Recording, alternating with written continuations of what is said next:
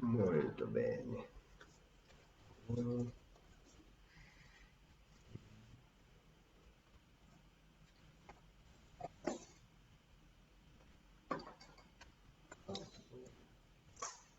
Libro en cuestión acá. Este es el libro que va. No se ve nada. A ver. Defensa de la escuela. Poner acá.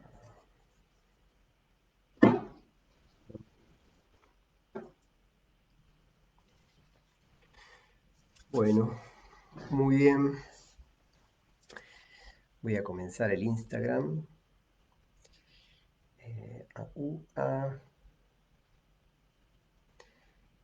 Y arrancaremos.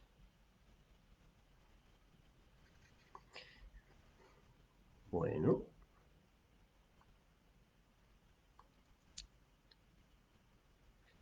Bueno, muy bien.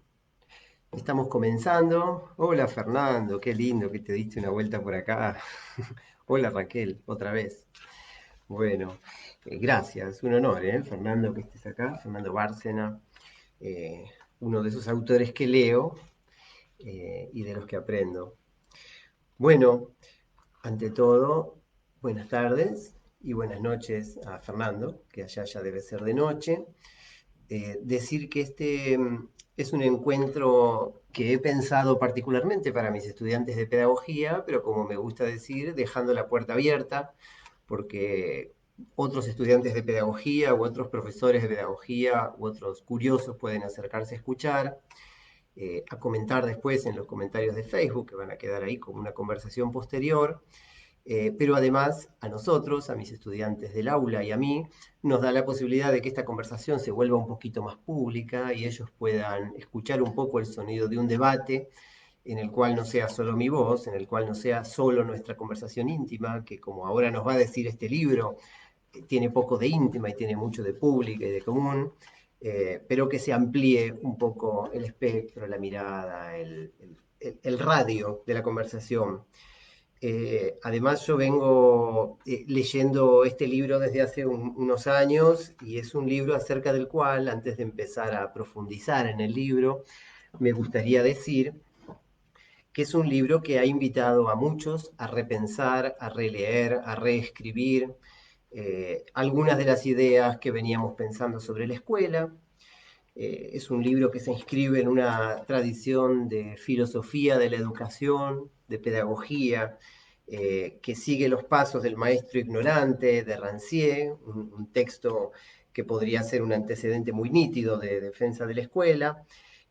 Dialogan con Rancière. Hay un libro previo del 2011, publicado por la misma editorial, que se llama El odio a la educación pública, en el cual retoman la idea del odio a la democracia, otro libro de Rancière, y es un libro que ha generado después, con posterioridad, otros libros, entre ellos, por ejemplo, los elogios el elogio de la escuela, el elogio del profesor, libros que están acá acompañándome y que bajo el impulso de Jorge La Rosa, y en el cual también vos, Fernando, has participado.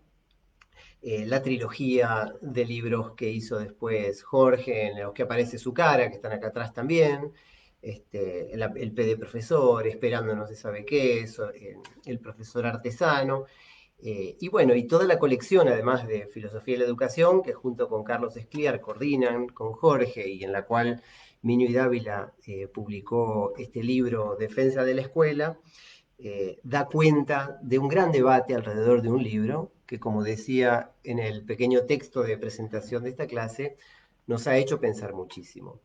Entonces quería recorrer algunas ideas de este texto, recorrer algunos de los planteos que hace y bueno, abrir un poquito la conversación, compartir un pensamiento y invitar a la lectura, por supuesto, que no es otra cosa que lo que nos propone siempre un libro. Así que bueno, hecho este breve prolegómeno y mientras siguen pasando en el Facebook y en el Instagram nuevos participantes, comenzamos. El libro Defensa de la Escuela habla sobre las operaciones que convierten a la escuela en escuela. Y no habla de las escuelas, esta o aquella, sino de la escuela como institución de la modernidad, como institución social, digamos, como institución humana, digamos, ¿no? Eh, yo me voy a detener en cuatro de estas operaciones pedagógicas, que son la de volver a alguien un estudiante, la de suspender el orden usual de las cosas, la de volver a alguien un sujeto atento y la de poner algo sobre la mesa, que son cuatro imágenes que están presentes en el libro y a través de las cuales se podría decir que se hilvanan algunas otras imágenes. Empecemos entonces por la idea de estudiante. Volver a alguien un estudiante. Uno podría decir es una obviedad que la escuela vuelve a las personas estudiantes. Sin embargo, ellos parten de desafiar un poco lo que se piensa que es un estudiante o el sentido que, que se ha convertido en el sentido común o en la obviedad de que un estudiante va a la escuela para aprender cosas, por ejemplo, que le sirvan después en la vida. Y ellos desarman un poco esta idea, adhieren a cierto elogio de la inutilidad que han tomado también antes y después muchos otros autores.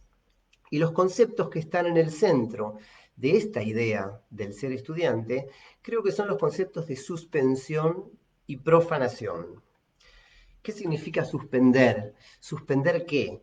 Suspender lazos de pertenencia, suspender la pertenencia del sujeto a su familia, a su herencia. Cuando uno llega a la escuela, uno por un rato no es el hijo de alguien, ni el nieto de alguien, ni el ciudadano de una determinada patria que responde a cierta tradición patriótica, ni el fiel de cierta religión. Por supuesto que uno no necesariamente se rebela ni contra sus padres, ni contra sus dioses, ni contra su patria. No, no es un acto de rebelión, es más bien algo así como un gesto de autonomía, como una distancia necesaria. Ellos dicen una puesta entre paréntesis, concepto que por supuesto me encanta, porque a mi libro más reciente le he puesto pedagogía entre paréntesis por razones parecidas a las que estos autores eh, se refieren cuando dicen que el ser alumno es ponerse un poco entre paréntesis de otras cosas. Esta puesta entre paréntesis hace que esas otras cosas que quedan afuera, dónde naciste, cuándo llegaste, hijo de quién sos, en qué barrio vivís, qué idioma hablabas, qué idioma hablas, etcétera, de alguna manera atenúan sus determinaciones. No funcionan como índices que señalan un destino. Por eso decimos que se ponen entre paréntesis y por eso decimos con los autores de este libro, Martin Simons y Jean Magellan, que la escuela propone algún tipo de situación inicial que tiene mucho de democrático. Es decir, ellos hacen todo el tiempo una comparación filosófica, interesante, profunda, entre la escuela y la democracia, porque ambos son artificios.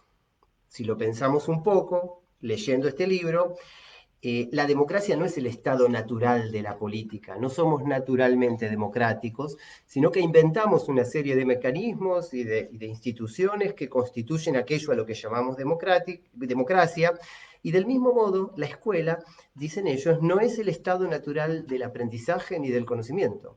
Es un artificio y como tal no se puede esperar de la escuela que produzca en las personas un conocimiento naturalmente engarzable con prácticas sociales, con prácticas profesionales, con ningún tipo de elemento visto como utilitario o funcional en la sociedad.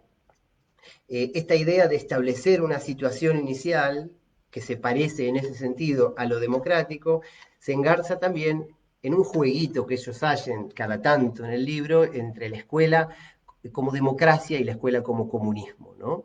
Y por supuesto que ahí la palabra comunismo no se refiere al Partido Comunista, sino que se refiere a que la escuela democratiza el acceso a ese estado de suspensión, democratiza, van a decir ellos, y enseguida llego ahí, el tiempo libre, el tiempo liberado, pero también comuniza en el sentido de que las cosas del mundo se convierten en algo común, y por eso comuniza, a lo que ellos denominarán materias de estudio. Y volveré sobre eso después, ¿no?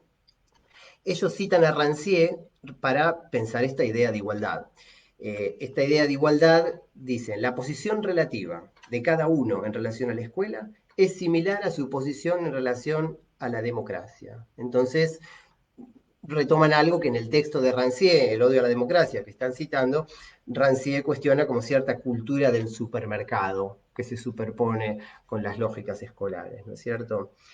Eh, y el cuestionamiento, y yo esto, además de leerlo en Defensa de la Escuela, uno lo puede escuchar en varias conferencias que circulan por ahí, especialmente de Jean Magellan, cuestiona que la escuela tenga que pensarse como el lugar en el cual se construye un sujeto para la sociedad, obviedades, cosas en las que siempre hemos creído, que la escuela prepara para la vida social, que la escuela prepara para el trabajo, que la escuela prepara para no estar tan loco, para no ser tan malo, que la escuela prepara para cierta concepción de sujeto.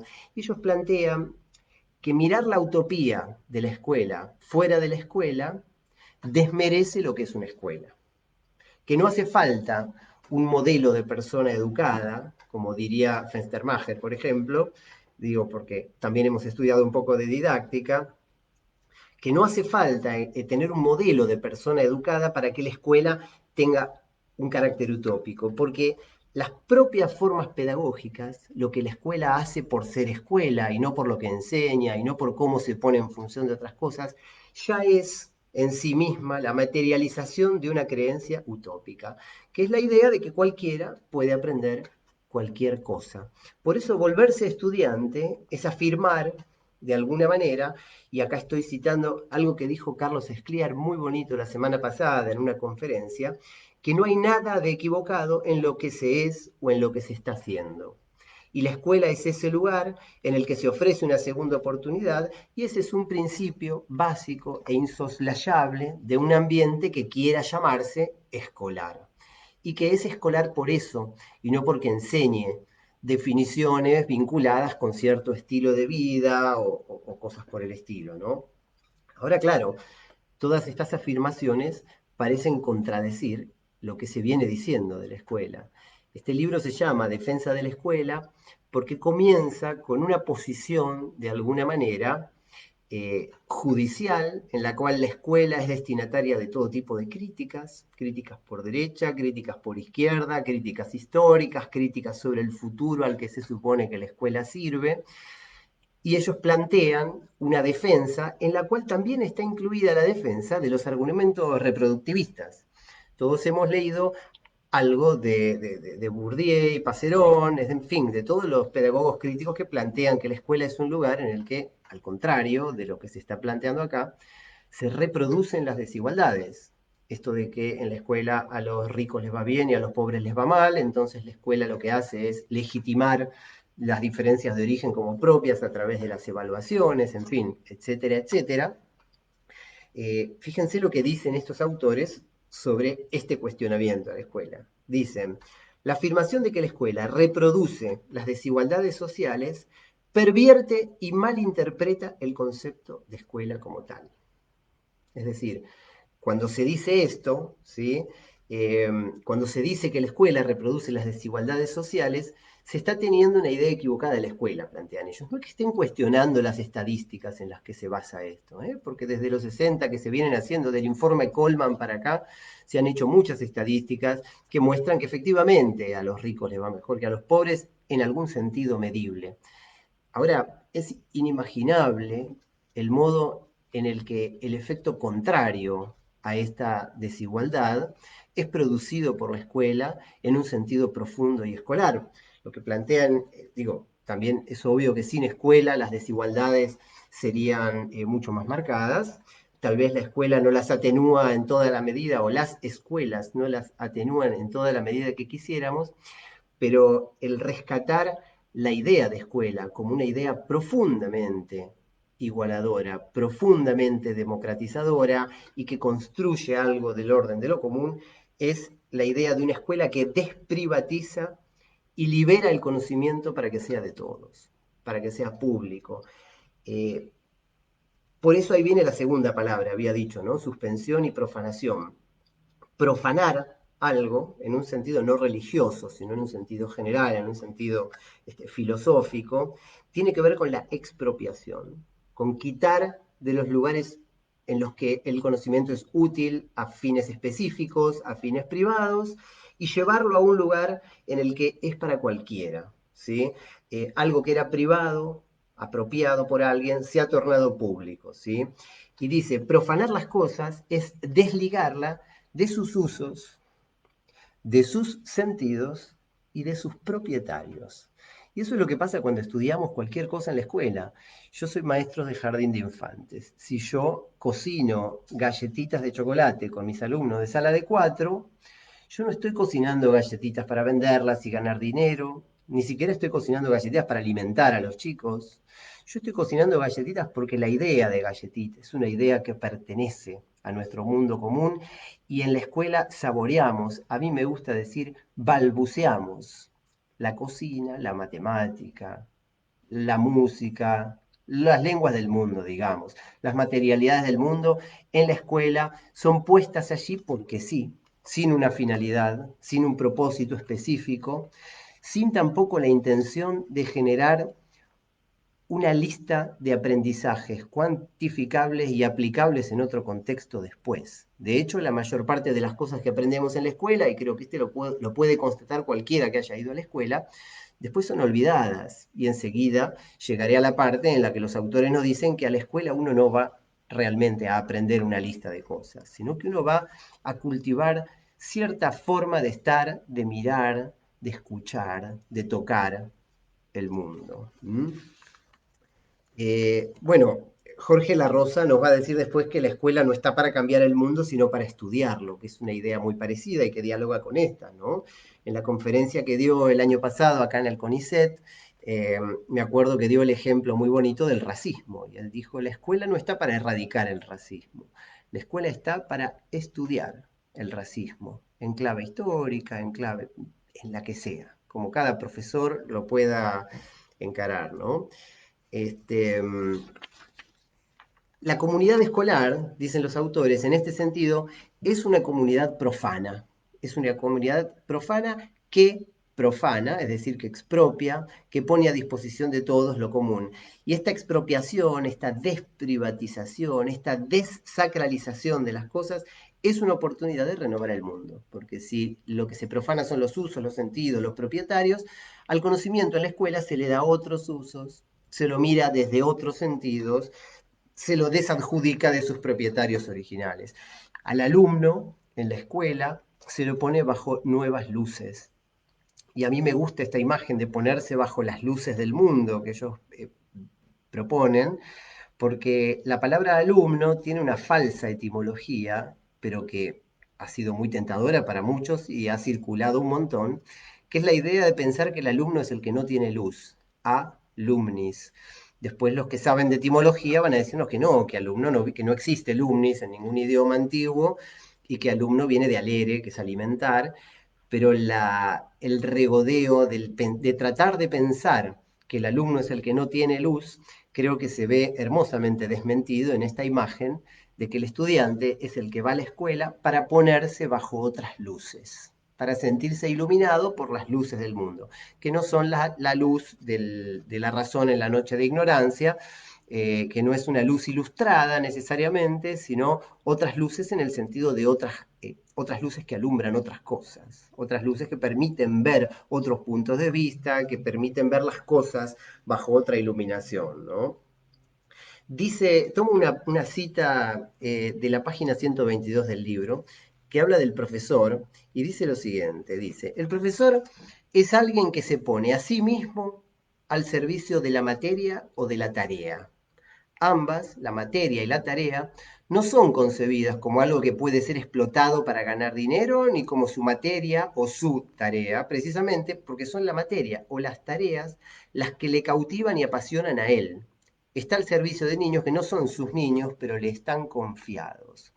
Es decir, hay algo del amor al mundo que orienta, que guía, que impulsa el trabajo de un docente, y contagiar ese amor al mundo a través de ese amor que él mismo siente es un poco la definición profunda, filosófica de un profesor. Ahora, otra cosa que se hace en la escuela, decíamos, y aquí viene como un segundo momento, una segunda operación, es suspender el orden usual de las cosas.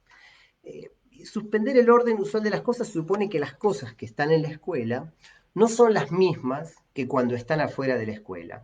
Entonces, fuera de la escuela, un mapa va a servir para orientarse en un lugar desconocido, pero dentro de la escuela, un mapa va a servir para mirar el mundo bajo las luces que lo muestra un mapa, por ejemplo. Del mismo modo que las galletitas de chocolate no son las mismas galletitas si las llevo a la casa de mi tía para tomar el té que si las cocinamos con los chicos en el jardín. Por la misma razón, en la escuela, en el aula, no hablamos como en otros lados. La manera que tenemos de hablar en el aula es a través de un lenguaje más cuidado, más elaborado, más minucioso, más atento al detalle. Eh, Hay cierto elogio de la inutilidad que rodea a este libro.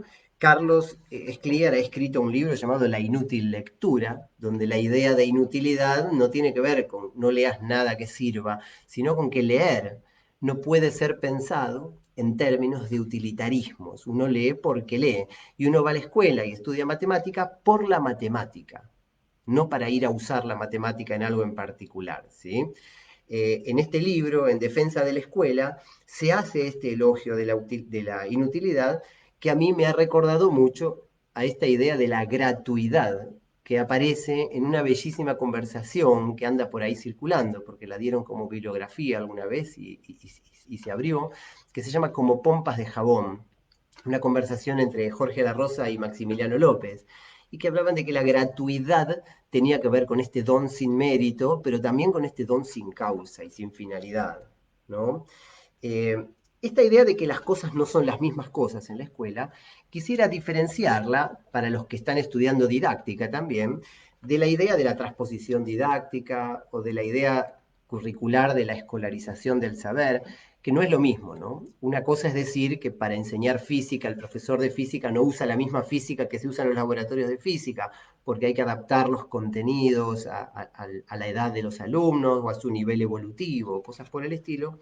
Y otra cosa es decir que asumimos un gesto de independencia intelectual cuando llevamos los objetos, los saberes, las prácticas, las actividades a la escuela, un gesto de independencia que tiene que ver con la posibilidad de abrirse a nuevos sentidos.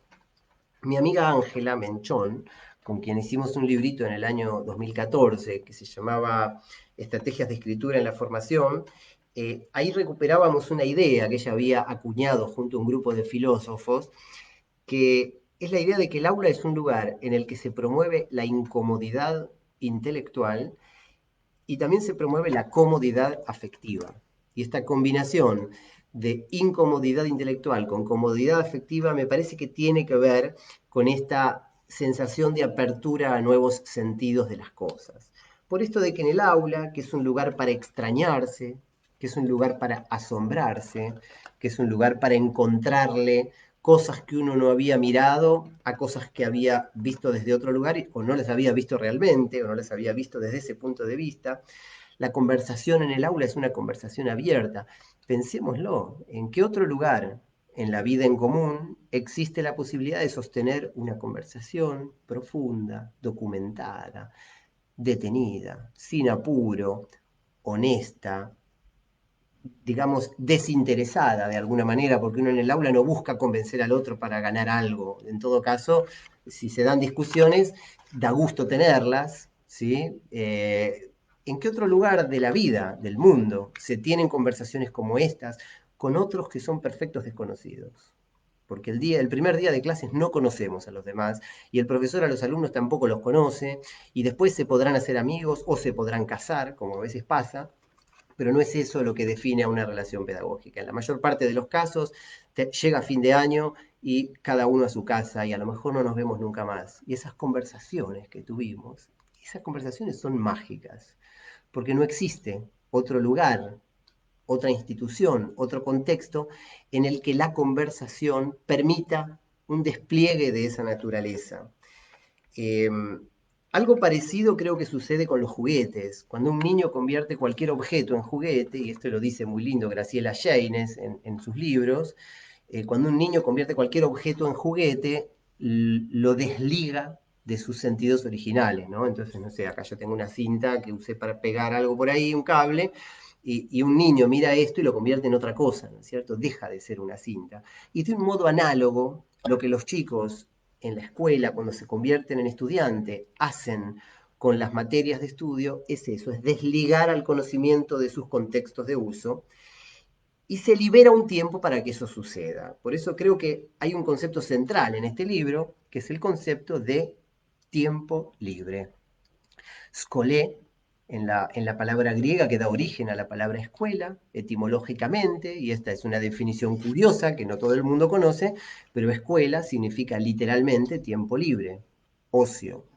Los niños de cuarto grado, me gusta decir a mí, no están de acuerdo con esta afirmación porque ellos consideran que el tiempo libre comienza cuando salen de la escuela y no cuando entran, pero la idea de tiempo libre que Defensa de la Escuela recupera es la idea de un tiempo libre en el sentido de tiempo liberado.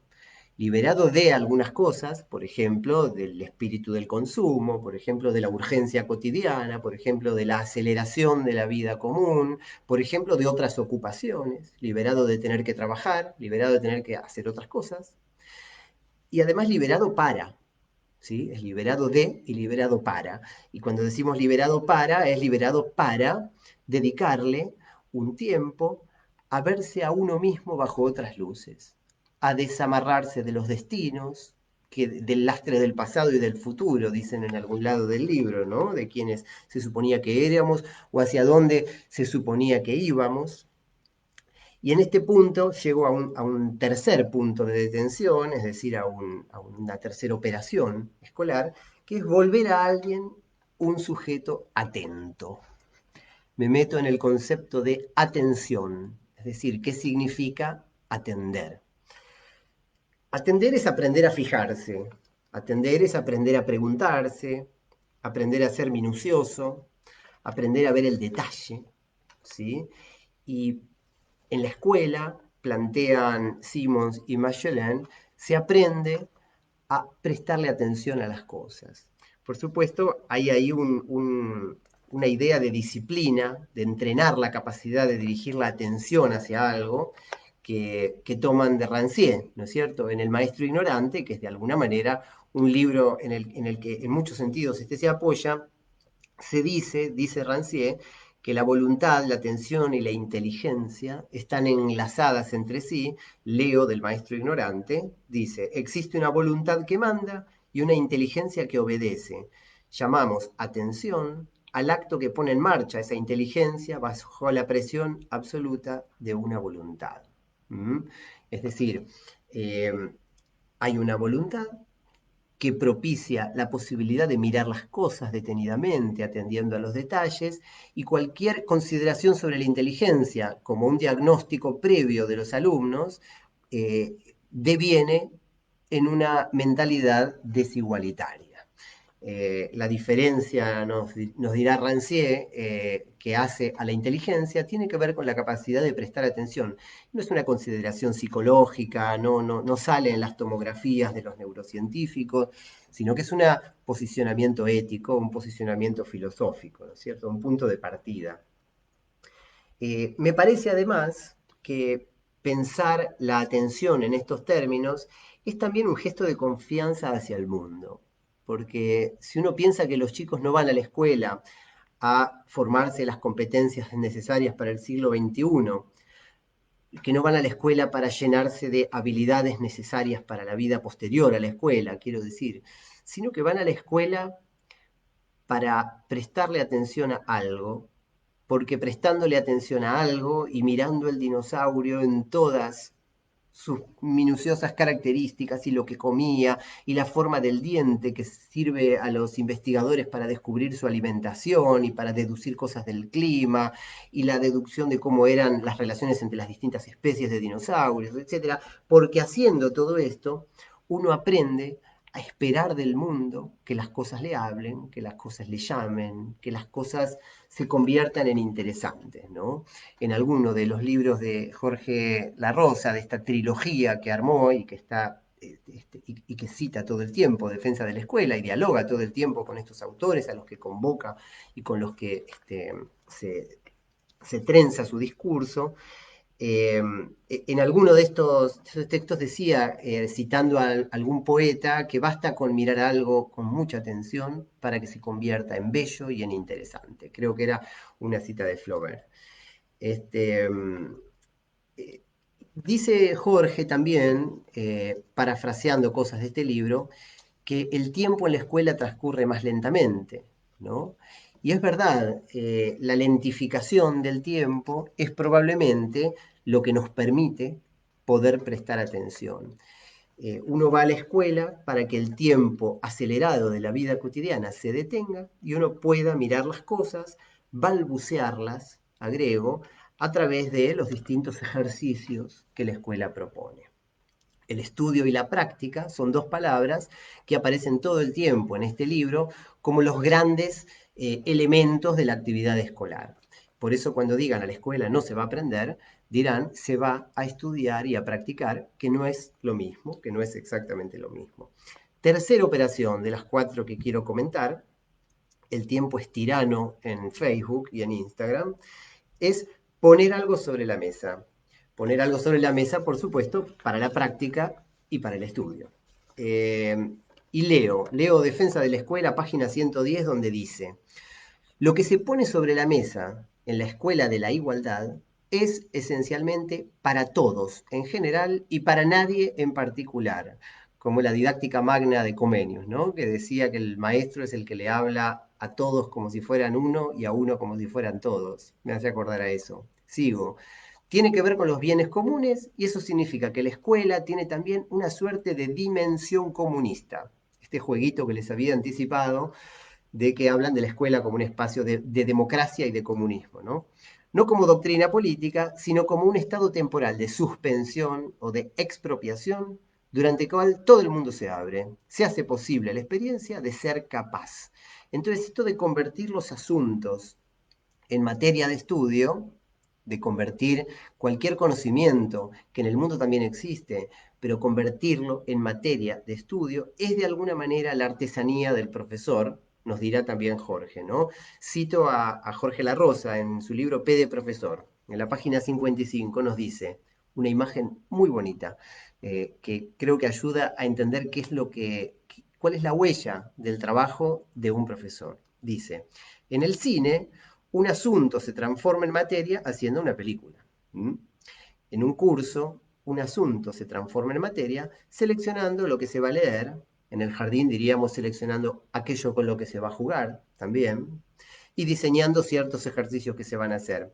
Solo si un curso tiene que ver con el pensamiento, si un curso tiene que ver con dar a pensar alguna cosa, y no solo con el saber, tiene que estar organizado en torno a ciertos asuntos y no a una lista de contenidos. ¿Sí? Muchas de estas discusiones nos conducen a relativizar el peso y el valor de los contenidos. Con esto no quiero decir que en la escuela no haya que enseñar cosas o que haya que aprender a aprender, porque esa es una de las principales premisas que estos autores cuestionan. Por el contrario, la operación que estoy analizando es poner algo sobre la mesa, y poner algo sobre la mesa en el lenguaje didáctico, lo más parecido que tenemos para nombrarlo es el contenido. Lo que está planteando en esta lectura, Jorge, es que el contenido no es otra cosa que un bello pretexto para llegar a la posibilidad de prestarle atención a los detalles de algo. Por eso el asunto por sobre el contenido. Se trata de traer al mundo como protagonista, digamos. Esta obra hace una distinción en la página 43 entre la idea de estudiante y la idea de aprendiz. El aprendiz es el que aprende, el estudiante es el que estudia, pero la palabra aprendiz se utiliza muchas veces, no sé, en los comercios. Uno va a McDonald's y es aprendiz cuando le enseñan cómo despegar las hamburguesas, pero sí en la escuela. Hacemos hamburguesas porque es un proyecto de cocina y hacemos hamburguesas porque también en la cocina se cuenta y en la cocina se producen procesos químicos. La finalidad de hacer la hamburguesa no es que seamos aprendices, sino que somos estudiantes. Y el docente no es un comerciante que vende hamburguesas, sino que es un estudioso del mundo que encuentra en la hamburguesa una oportunidad para construir una materia de estudio. Entonces, leo con esta anticipación la distinción que hacen entre estudiantes y aprendices. Dice, existe una diferencia sustancial entre estudiantes y aprendices. La forma escolar hace algo y a través de ella, tanto la práctica como el estudio se hacen posibles. La escuela no es un campo de entrenamiento para aprendices, sino el lugar donde algo, como un texto, un motor, un método de carpintería, lo que sea, se separa de su uso propio y también de su función y del sentido que vinculan ese algo al hogar o a la sociedad, a fin de sumergirse en algo como objeto de práctica y de estudio. Hay que transformarlo, hay que convertirlo en materia escolar. ¿Sí?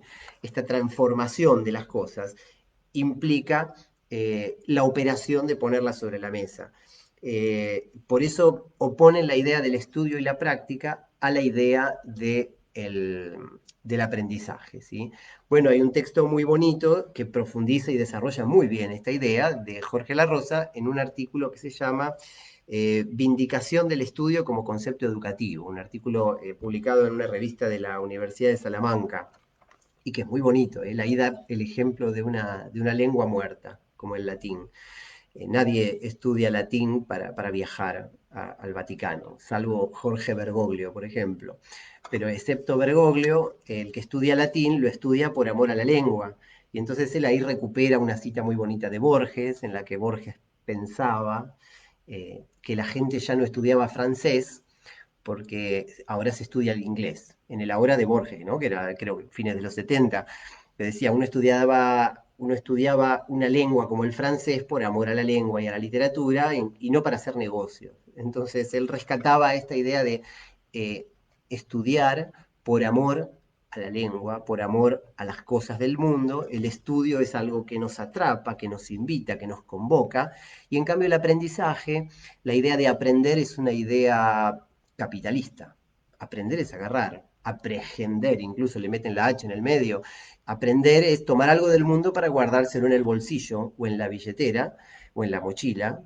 La directora, cuando egresábamos de la primaria, nos dice, se van con la mochila llena de cosas, ¿no? Bueno, no, ellos autores dicen que no, no nos vamos con la mochila de cosas.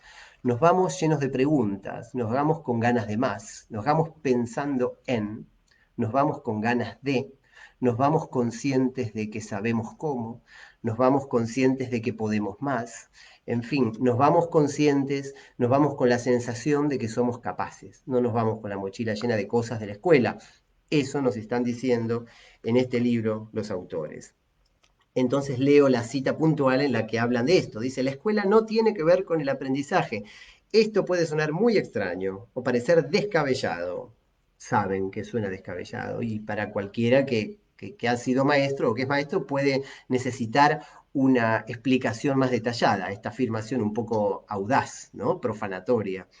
Pero dice, parece obvio pensar que la escuela es el espacio para el aprendizaje. Se reitera todo el tiempo la idea de que la escuela es para el aprendizaje, que el aprendizaje es activo y no pasivo, porque somos reconstructivistas, por ejemplo, que el que aprende debe ser el foco de la atención, porque somos paidocentristas y no magistrocentristas, agrego yo, y que la escuela en realidad es equivalente a un ambiente de aprendizaje.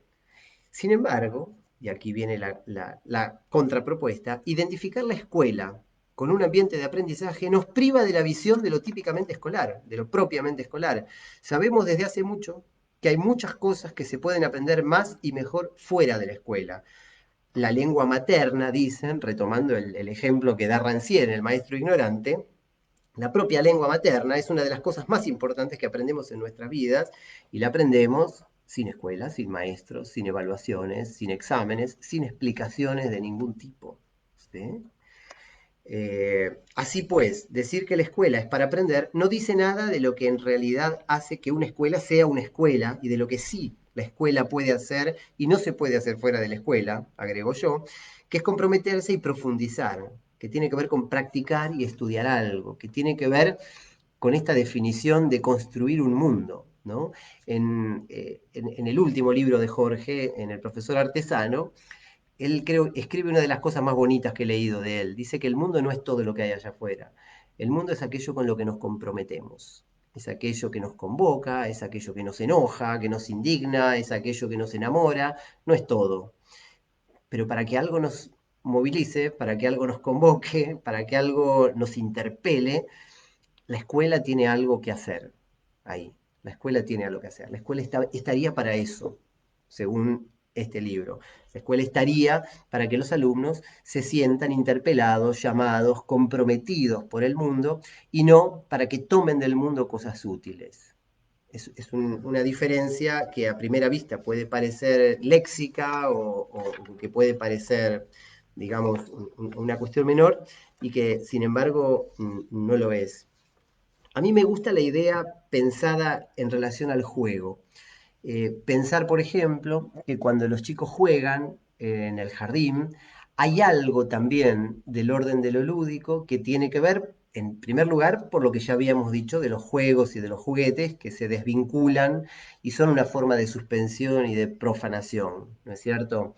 Eh, pero por otro lado, que en el acto de jugar uno no juega para aprender, uno juega porque juega, uno juega por amor al juego, uno juega para divertirse, uno juega para relacionarse cada vez más íntimamente con ese objeto al que le puse un nombre, al que le di una función diferente, al que lo inserté en un mundo imaginativo, al que desplegué en otros universos.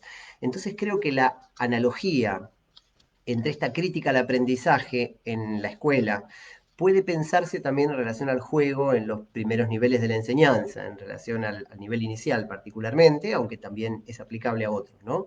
Cuando uno mira el juego de los chicos pensando, ¿qué está aprendiendo este niño mientras juega?